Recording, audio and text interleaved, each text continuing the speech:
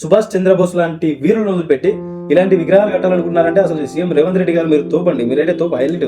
అసలు మీకు మించిన సీఎం ఇంకెవరు రారనుకుంటున్నా నాకు తెలిసి. నువ్వు ఎక్కడి నుంచి స్టార్ట్ అయ్యావో మళ్ళీ ఎక్కడికే వెళ్ళిపోతావు. నాకు అర్థమవుతుంది అసలు ఏం జరుగుతుంది తెలంగాణ స్టేట్లో. నాకైతే ఏం అర్థం అవ్వట్లేదు. అసలు 450 కుటుంబాల జీవితాలు నాశనం చేసి గాంధీ విగ్రహం కట్టాల్సినంత అవసరం ఏమొచ్చింది? అసలు గాంధీ విగ్రహం కట్టాల్సినంత అవసరం ఏముంది? అసలు గాంధీ ఏం చేశాడని చెప్పి ఆయన విగ్రహాన్ని కడుతున్నారు. అది సిటీ మధ్యలో ఎందుకు కట్టాలనుకుంటున్నారా? 400 కుటుంబాలను ఎందుకు తరిమేయాలనుకుంటున్నారు? వీడియోలో తెలుసుకున్నాం. సో ఆ 450 కుటుంబాలను అక్కడ నుంచి తరిమేయడం వల్ల మీకేమైనా డెవలప్మెంట్ అవుతుందా?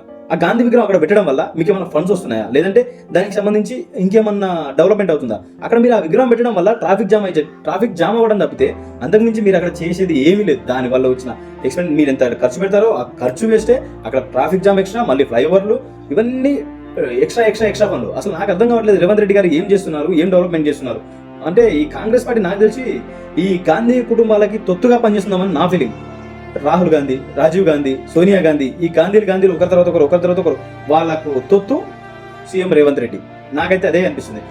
అప్పట్లో పోయిన ప్రభుత్వంలో కేసీఆర్ ఉండే, ఆ కేసీఆర్ గారు అంబేద్కర్ విగ్రహం పెట్టారు. అంబేద్కర్ విగ్రహం ఎందుకు పెట్టారు? రాజ్యాంగం రచించిన మహానుభావుడు అని చెప్పి అంబేద్కర్ విగ్రహం పెట్టారు. సో అక్కడ నన్ను అడిగితే అక్కడ అంబేద్కర్ విగ్రహం పెట్టడం కూడా కరెక్ట్ కాదు. అసలు పెట్టాల్సిన అవసరం కూడా లేదు. ఆయన బతుకున్నా కూడా అదే చెప్తారు. అసలు నా విగ్రహాలు పెట్టాల్సిన అవసరం లేదు, నేను నడిపించిన బాటలో మీరు నడవండి, మీరు డెవలప్ అవ్వండి అని చెప్పి చెప్తారు తప్పితే నా విగ్రహాలు పెట్టండి, నన్ను పూజించండి, నాకు అజ్జేయండి, ఇచ్చేయండి ఎవరు కోరుకోరు.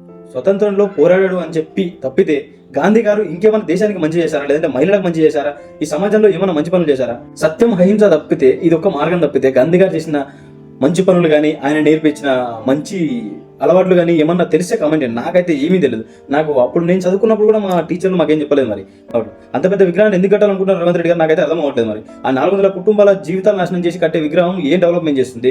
దేనికి ఎవరికి ఏం సమాధానం చెప్పాలని చెప్పి కడుతున్నారు మరి రేవంత్ రెడ్డి గారు? నాకైతే అర్థం కావట్లేదు. అంటే రాహుల్ గాంధీకి తొత్తుగా నేను ఉన్నాను అని చెప్పడానికే కడుతున్నాడేమో నాకు అనిపిస్తుంది. మరి అసలు నాకు అర్థం కాదు. రేవంత్ రెడ్డి గారు ఎక్కడి నుంచి స్టార్ట్ అయ్యారు? మీరు చేసే డెవలప్మెంట్ ఏంటి? అసలు బిగ్ గోల్ అచీవ్ చేసిన మీరు ఇలాంటి ఆలోచనలు పెట్టుకుంటారని చెప్పి అసలు ఎవరు కూడా ఆలోచించరు. అసలు ఏంటి మీరు చేసే పనులేంటి? మీరు చేయాల్సిందేంటి? ఆల్రెడీ నాకు ఇన్ని అప్పులు ఉన్నాయి, డెవలప్మెంట్ చేయలేకపోతున్నా అని చెప్తున్నారు. మరి అలాంటప్పుడు ఈ గాంధీ విగ్రహం పెట్టాల్సిన అవసరం ఉంది. ఏంటో ఏం అర్థం కావట్లేదు. మరి ఈ తెలంగాణ రాష్ట్రంలో ఏం జరుగుతుందో నాకు ఒకటి అర్థం కాదు భయ్య. స్వాతంత్రంలో గాంధీజీ పోరాడాడు అని తెలుసు, బట్ కానీ ఆ గాంధీజీ దేని తరపు నుంచి పోరాడాడు, ఎందుకు పోరాడాడు? అంటే ఆయన చేసిన కొన్ని మంచి పనులు ఉంటాయి కదా, అవేమైనా ఉన్నాయా? అంటే ఇద్దరు అమ్మాయిల్ని పక్కన నడిపోతా పడుకోబెట్టి నిగ్రహంగా ఉండడానికి ప్రయత్నించాడు అని చెప్పి తెలుసు నాకు. అంతకుమించి నాకేం తెలియదు. మరి ఆయన ఫోటో ఏ నోటు చూసినా ఆయన ఫోటోనే ఉంటుంది, ఏం చేసినా ఆయనే ఉంటాడు. అలాంటిది మరి ఆ విగ్రహం ఎందుకు? ఆల్రెడీ రోజు చూస్తూనే ఉన్నాం కదా, ఆయన మా కుండలో ఎప్పుడు ఉంటాడు కదా గాంధీ, అందరికీ తెలుసు అది. మరి ఎందుకు కట్ట మీకు అంత అవసరం ఏమొచ్చింది కట్టడానికి?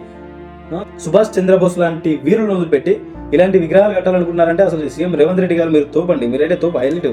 అసలు మీకు మించిన సీఎం ఇంకెవరు రారనుకుంటున్నా నాకు తెలిసి. నువ్వు ఎక్కడి నుంచి స్టార్ట్ అయ్యావో మళ్ళీ ఎక్కడికే వెళ్ళిపోతావు. నాకు అర్థమవుతుంది. అసలు మీరు ఏం చేస్తున్నారో మీకన్నా అర్థమైతే మంచిది. మీరు స్టార్ట్ చేసినప్పుడు ఏ పొజిషన్ నుంచి స్టార్ట్ చేశారో, మీరు ఇలాంటి పనులు చేస్తే మళ్ళీ అదే పొజిషన్కి వెళ్ళిపోతారు. సో ఇది ఒకటి కొంచెం ఆలోచించి మీ రాజకీయ భవిష్యత్తుని దృష్టిలో పెట్టుకొని మంచి పనులు చేసి డెవలప్మెంట్కి ఏది కరెక్ట్ కాదని తెలుసుకొని చేస్తే మంచిది. ఐ థింక్ ఇది నా ఫీలింగ్. మీరేమనుకుంటున్నారో కామెంట్ చేయండి. దీని గురించి నేను ఇంకా మాట్లాడాలనుకుంటున్నాను. గాంధీ గురించి ఎవరైనా మాట్లాడాలనుకుంటే కింద కామెంట్ చేయండి, నేను మాట్లాడతాను.